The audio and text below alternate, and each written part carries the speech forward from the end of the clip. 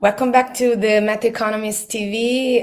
Today I'm so proud to have three important guests that are now working on what I call the storytelling about the metaverse, because they have a new important YouTube channel about the perspective on the metaverse. So welcome here today Rita Trombin, Filippo Caprioglio, and Roberto Capodieci. Welcome, guys.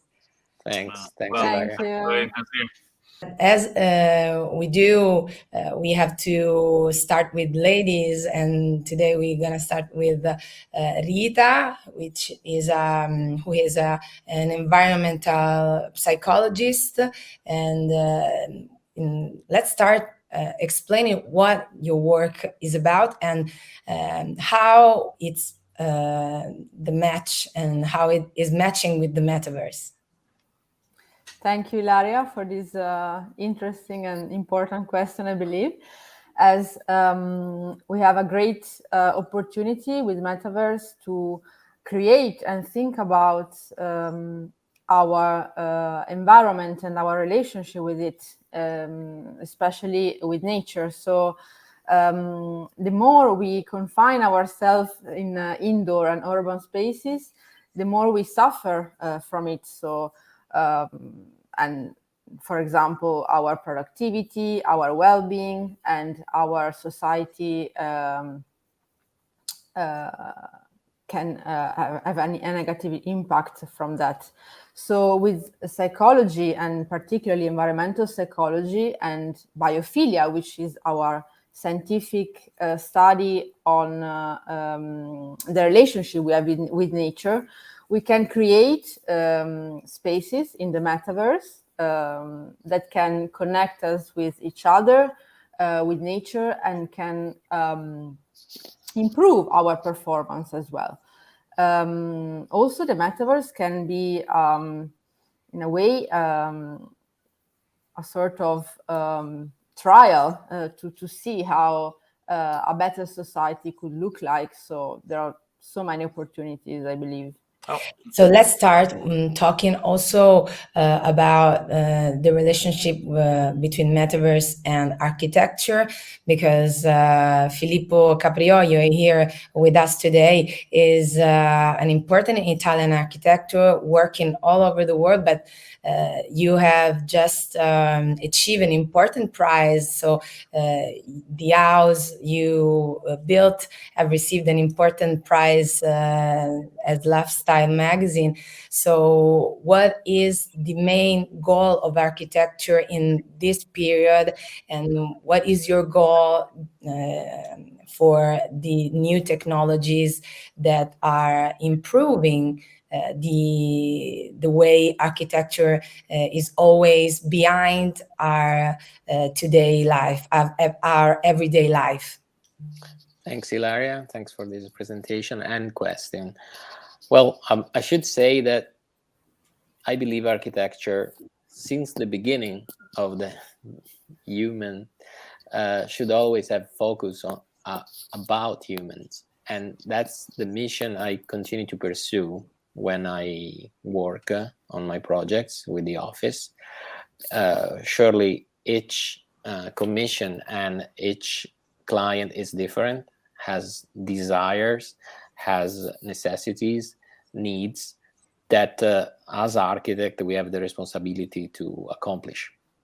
So that's what I'm trying to do, and I think the same thing should be done on the metaverse, at least for the way I intend it, meaning that it's not a virtual world, but it's an immersive world where you can explore and literally test, as Rita was saying before, as a trial, what the life in that ambient, in that building, in that environment can be. And this is strictly linked to what Rita said, because I don't see a good architecture without a good urbanism, intending in urbanism also the understanding of how we play with nature, how nature enters in our environment, and vice versa. I don't see a good urbanism without a good architecture. Now, of course, I'm not pretending that we do the good architecture, but we try literally with the research, with the technology, to offer those options. Option that, as I said at the beginning, really should be focused and customized around people. Then there are elements in the real life that it's part of my research, of my focus, which is the usage of the natural light that shapes the spaces, that shapes the ambient, and help me to construct, to position, to set up the architecture I'm working on. We'll be able to do that on the metaverse? I don't yet know, but it's something I would really love to explore. And to conclude my brief talk, I would say that now I'm really curious to experiment in this. In the world, there are already clients that commission their ambient, their building, their structure on the metaverse. And that's surely something with the office we are now working. So the house you built and then has received the prize could be on the metaverse soon. Well, well, as I always say, each project has its own story. There is always a story behind. So I would not surely do a replica of that, but some principles of that can be transferred on the metaverse. Now, the house got this very important and prestigious prize, and for sure we are honored about this. But for us, we intended this prize as a new beginning. But surely those prize told us that probably we are on the right track, on the right way of what we are doing. And so this type of approach that lead us to that prize, I think surely will be usable on the metaverse. In that case, yes. Okay, so let's go directly on the art of the metaverse and the main topic. One of the main topics we talk about at the Meta Economist portal. I'm talking about blockchain, and so Roberto Capodieci is one of the most important blockchain entrepreneur, I would say. So, Roberto, tell us how many years ago and how you fell in love with blockchain, and what is blockchain today for the metaverse, in your opinion? Sure. Well, the relationship between blockchain and metaverse is very important technically because what is called Web3, so the possibility to have singularity and unicity in a digital world is essential for the metaverse, because an avatar has to be unique.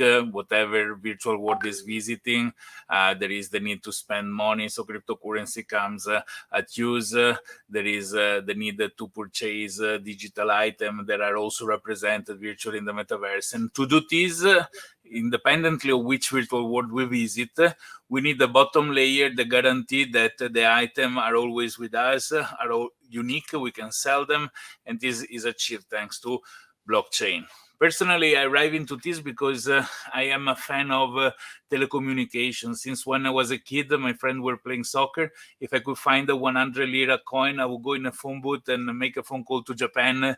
Just the idea to wake up somebody in Japan was exciting to me, because it means I had made an action from a place that affects something in another country on the other side of the world.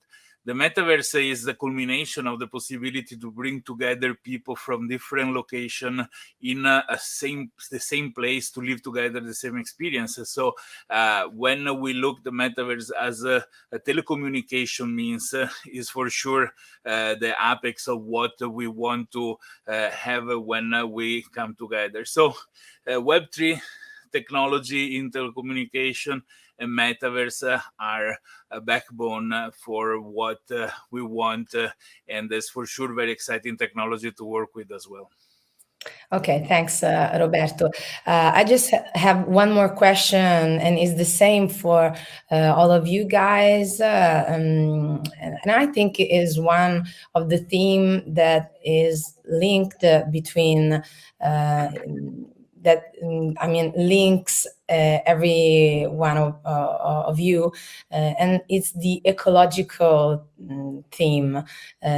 We have to look about the future in a way that other generation couldn't or wouldn't do.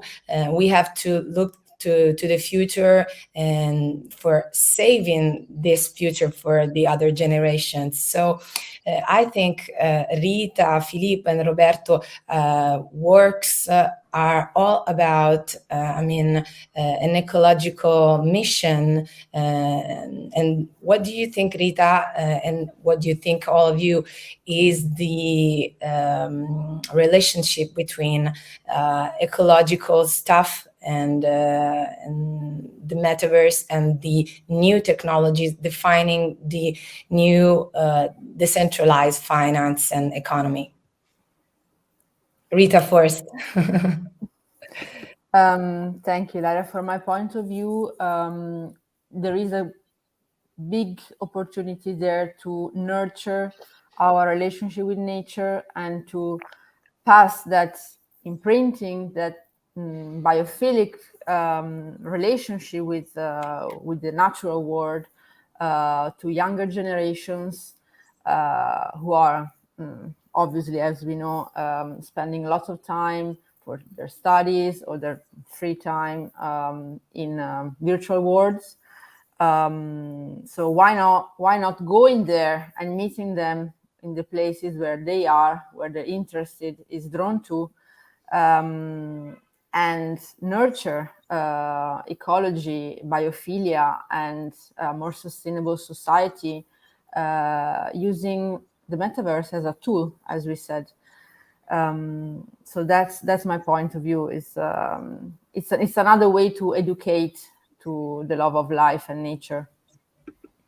Okay, so Filippo, what do you think is the ecological challenge that also architecture and metaverse architecture in the future could win? Well, after that beautiful answer of Rita, it's tough to add something more. But regarding architecture specifically, I would say that it's what we have the obligation to do, and it's what we are working constantly in the office. The most recent house that we did the project of is a biophilic house, which is intended to work with the nature, the real nature inside the house. And that's not just for the purposes of saying, oh, what a wonderful tree we have in the house, but it's for the purposes of really setting up a balance between the human being and the nature among the constructed element, with, of course, all the necessity of the client and the usage of an house.